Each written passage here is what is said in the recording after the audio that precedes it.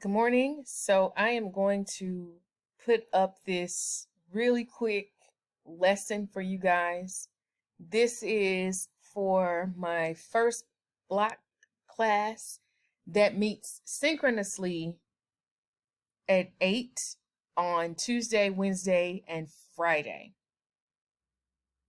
I'm going to go into Thursday's folder, which is asynchronous, and I want to explain some things to the class.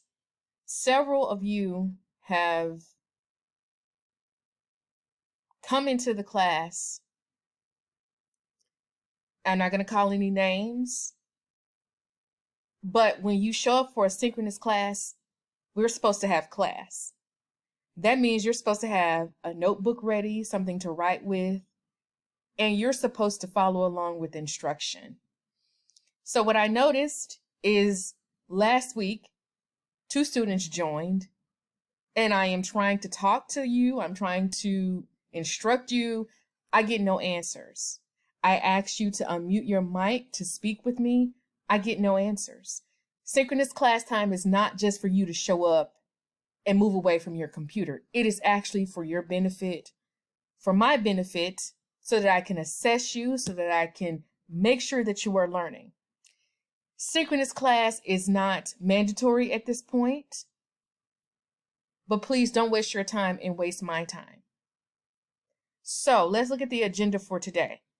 And also, before I move on, let me say this. I saw the same students wanting to come into synchronous class yesterday. I didn't let you in for that reason. Because when I have let you in, you will not speak, you will not participate, you don't have your cameras on, so I can't tell what you're doing. And I'm just sitting there talking to myself. That's not how it works. So if you feel like you cannot participate in synchronous class, don't come. I have had students who come and we do a great job. This is up to you. The learning is up to you.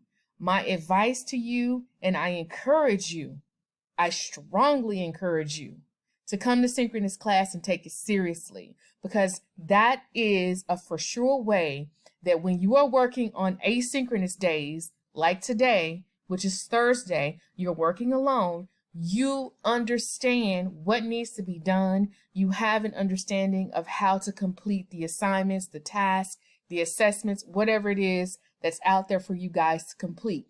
If you don't, you are lost. Typically, students are lost. They don't know what to do, how to work through the module. I show you how to do all of that. It's of benefit to you, but don't waste my time and don't waste yours showing up, and you know you're not going to pull your weight. So here's the deal. If you attend synchronous classes, meaning you log on to Teams whenever your class time is scheduled, the expectation is that you are fully present and that you are participating. Meaning when I ask you to turn on your mic to speak, to answer a question, you're doing just that. When I ask you to take notes, you're doing just that. When I put questions in the chat for you to answer, you're doing just that. With that being said, what happens is when you don't show up for synchronous class and other students do, and that's typically my second English 3 class of the day, I record those lessons. Those students are in there working. Even if I have 2, 3, or 4 students, they're in there each and every time we meet working. They're doing the work for you.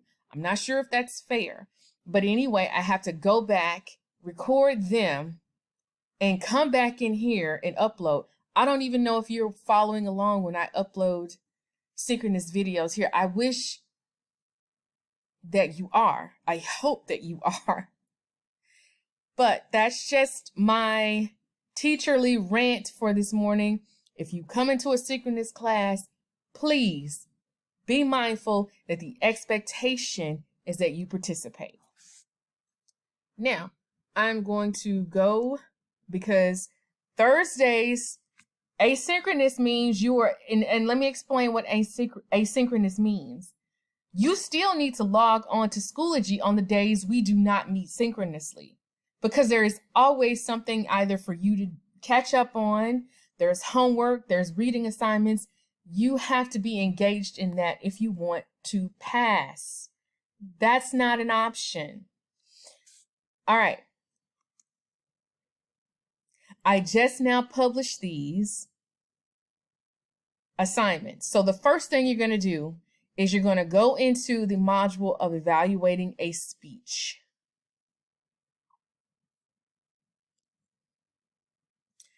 You read all of this that you see on the page. You read what's under the lesson subheading. I'm not going to read it for you. You guys know how to read. You read the assignment so that way you know where this is taking you and the objective. Hit the next button. We went over pathos, ethos, and logos in my synchronous class yesterday. And I didn't record that class because I also had conversations with the students who showed up about everything that's going on in our country with the election. We talked a little bit about that. For the sake of their privacy, I did not record, but we had a really good conversation. So now I'm going to let you work on this on your own. You need to go through these terms, write down as much information as you can. What I strongly suggest you do is for each of these terms, pathos, ethos, logos, you write in a notebook or on a sheet of paper, whatever you want to do, what they mean. Pathos, emotional appeal. Ethos, establish your credibility. Logos, used for information. And I also showed students after we were done with our social and emotional learning check-ins and conversations about the elections, which were really great. I'm so proud of the students for being able to talk about those things. I showed a video about what these terms mean and an example of each. So it is up to you to go through the examples and write down the examples if you so choose to. And I am showing you how to do this. You scroll up and down, you make sure you're getting all the information you can get from the module. You go to the next page. All right, here is the text that we read. We've read this text before if you were in synchronous class. You also can press this button. Good evening, my fellow citizens. Sam. And have the speech read to you. As you are listening to the recording of the speech by JFK, please be sure to scroll down so that you can access the text. All right. Once you are finished reading, there is the assignment. To get to the assignment, though, you click out of the module. So you get out of the module. Going back into Wednesday's folder.